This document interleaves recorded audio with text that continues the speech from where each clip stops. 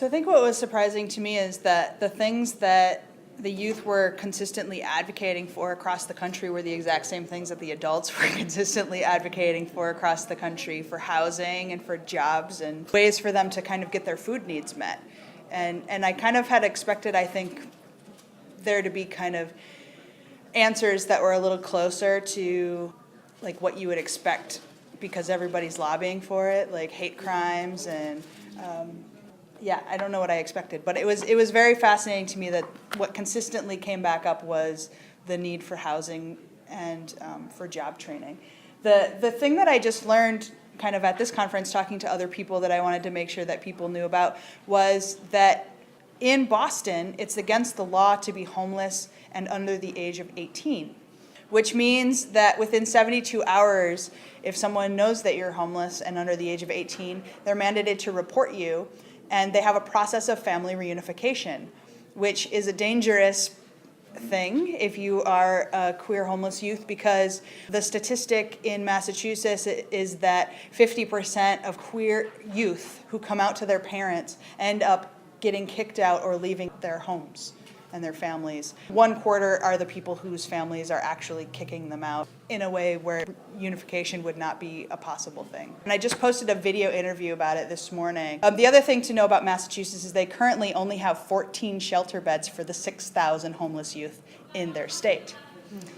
which is pretty similar numbers. Like in San Francisco, we have 36 shelter beds for 5,300 homeless youth. And I think in Chicago, they have 16 shelter beds for all of the youth that are homeless in Chicago. So it's pretty staggeringly low numbers. The thing that's really interesting to me is that there's no data. Everything's an estimate on how many homeless people there are who are young people and how many of them are queer, because no one has ever put money into studying it in a way where we have accurate figures. And part of the reason that I've been so interested in going around and interviewing people is because the data doesn't exist, and because in just kind of studying the issue for the last 3 years, I get invited to speak at national conferences all over the place, because apparently 3 years of study makes you an expert.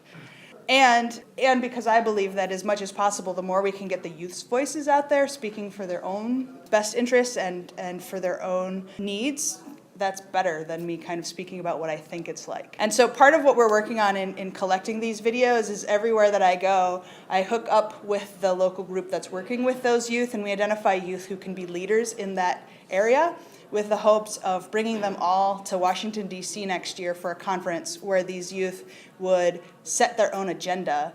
have sit-down meetings with the national groups that are trying to lobby on their behalf, and have been creating agendas that they think these youth would like, but that the youth can actually inform those agendas and lobby their politicians directly, with the hope that then that creates a list of people who could be invited to speak for themselves at conferences like this. So that's part of what we're working on.